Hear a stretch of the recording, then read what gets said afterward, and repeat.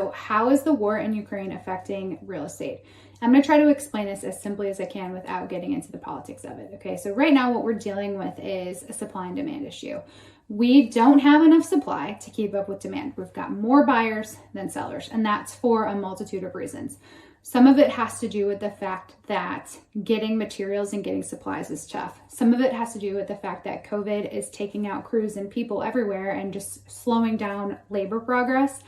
And then another big part of it is just that the cost of things are increasing between inflation and the war in Ukraine and the gas prices. It's just getting more expensive to get the supplies and materials needed to actually physically build this home, and it's taking longer. So that is why we have a supply and demand issue. To give you some examples, there are less than there's like 25% fewer listings on the market right now than there were this time last year.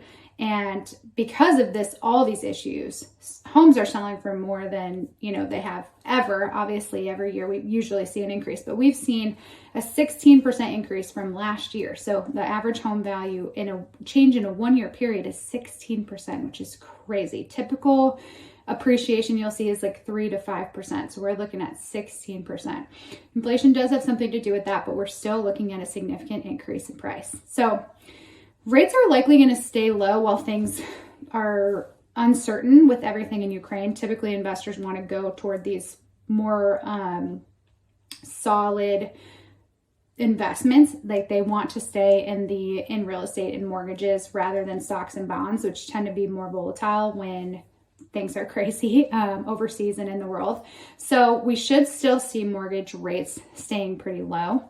But they are climbing, but I think we'll see them kind of stay where they're at least for a little bit until we figure out what's going on with Ukraine and how this is going to affect our economy. So what does this really mean though for you, right? I'm a firm believer that there are still deals to be had. There are always deals to be had. You can always find motivated sellers no matter what is going on, no matter what phase of the market that we're in. So I encourage you, do not sideline yourself. Stay in the game, keep looking, keep making offers, keep running numbers, and then maybe you'll find something, maybe you won't. Don't overpay for a property if it's an investment. Don't pay more than it's appraised unless you have real confidence in the appreciation or you have a significant cash flow that you know for sure that you're going to capture. Just be really careful to pay more as an investor than what a property is going to appraise for. And that's what's happening right now. People are having to offer and pay for a lot more than what properties are appraising for because of this competition. So you don't have to overpay. My last couple deals I've actually purchased them, offered asking price, and they've appraised for more than I've bought them for. So there are still deals out there. So again, keep looking, keep making offers. If you are looking to buy a personal residence, I'd probably hold off. If you're looking to sell a personal residence, I would probably do it now because it's just going to go a long way. It's a seller's market.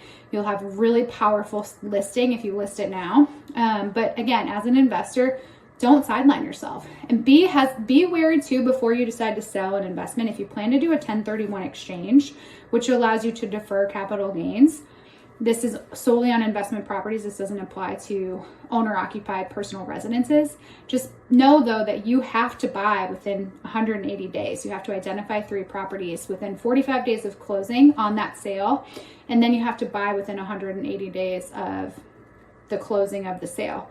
So you might be super excited about the money that you can make off of the sale of a property, but your capital gains, you will pay those capital gains if you cannot find a replacement property for it and close within a certain amount of time. So don't back yourself into a corner and have to buy something that, will have worse return than what you had before, or maybe you won't be able to find anything at all, and then you end up having to pay a significant amount of taxes.